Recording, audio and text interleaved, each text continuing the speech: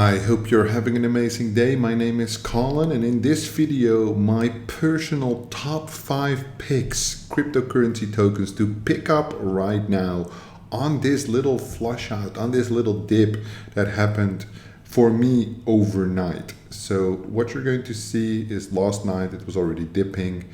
And then it basically kept stable. So I was waiting, is it going to flush more or is this it? It looks like this is it. So we were at about 123K, just touching all-time high the other day. And then bang, it was this candle, 121 to 118. That caused a little bit of panic in the market, sitting now currently at 119. Good opportunity to buy into some tokens if you want to get ready for that alt season. So the total crypto market cap went down 4%. Most tokens down 3%, 6%, 7%. You can see that, and it runs back a little bit the 7-day gains. Now, my top position has been for the last 3 years Ethereum. So I've been doing really well in the last month, as you can tell. So I'm extremely happy. Basically, the bull market for me has already been completed with ETH at these levels, right? So very, very happy that I don't have to stress about these things, because you can imagine when it was at 1500 not too long ago, it was in a way different position if you know the amount of ETH. So that is not going to be one of my entries. Bitcoin is also not going to be one of my entries. It never really has. I'm kind of like more adverse to Bitcoin, that's just leading. But Solana is definitely the first one on the list. I've been always doing really well with Solana, and I think you have to take into consideration currently it's in a really good position. So obviously my entry last time was really good. That came in at about, what was it, $37, and the exit was $253. This was last year, so I have to put the chart properly so you can see it properly. That was right, what was it, right here ish? No, it was 254, so now we're not far enough. It's quite a long time ago already. No, I fucked up the chart.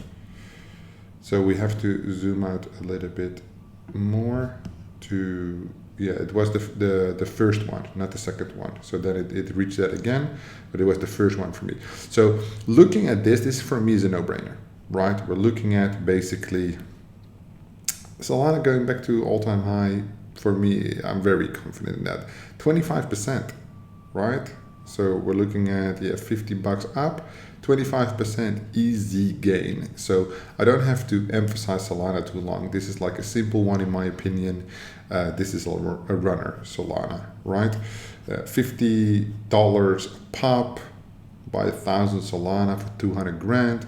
50K gain in, I would say, the foreseeable future, perhaps less than 90 days. Now I want to take little risk, so I'm not going to take in any significant low market cap coins. I'm looking for bigger plays that even with a smaller budget, let's say $1,000, $10,000, would still make a lot of sense. And the next one up at number 2 would be Hyperliquid.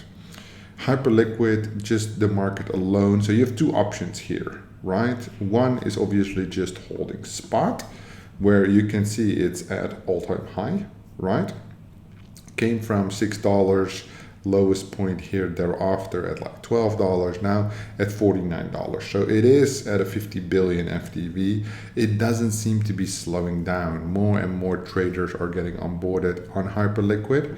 Now, apart from the platform itself, you obviously have the vaults, right, where you can earn the APY.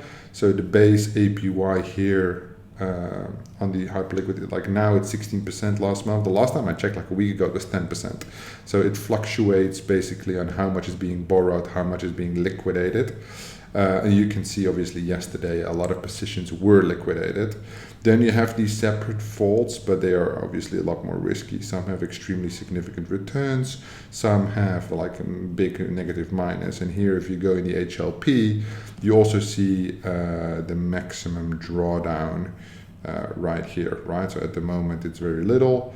the pool is doing really well, but obviously this carries risks as well. So that is an option, but spot is obviously the easy play. I think with the amount of volume going through the market and the volumes increasing on tokens, now there's more of a linear upward trend. Trading activity gets stimulated, and therefore platforms like Hyperliquid will get more and more attention.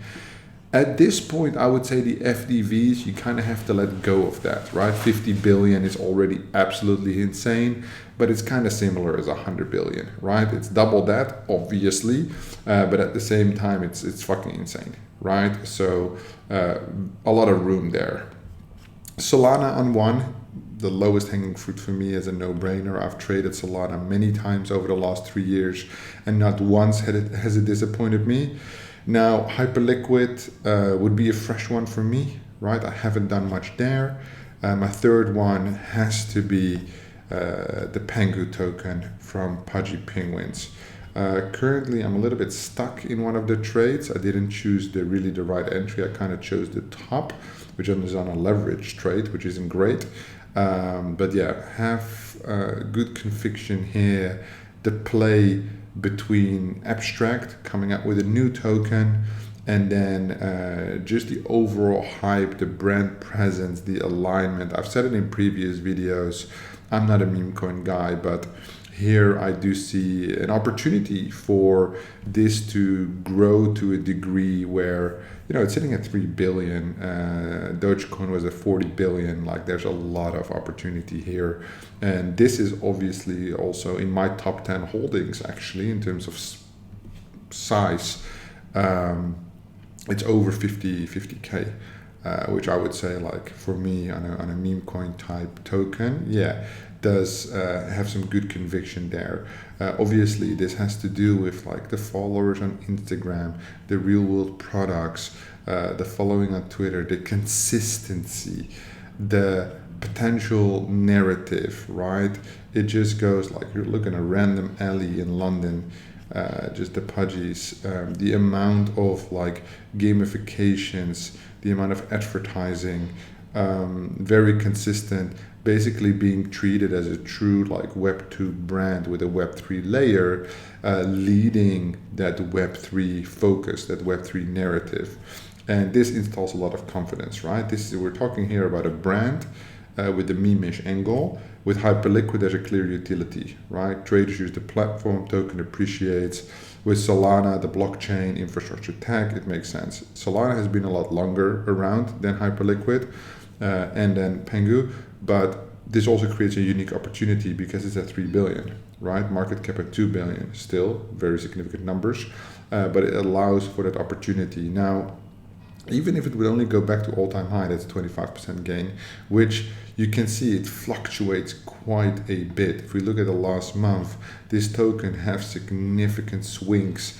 It's not a fixed pattern, so a swing trade is not that easy here, but there's significant volatility in this chart. And look at the volume, absolutely insane, $1 billion, 800 million. So there's a lot of active traders on this token as well. Would I recommend trading it like I'm doing? No.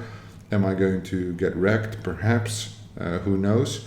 But at the moment, yeah, this is one of the higher conviction bets. I'll put that on number 3.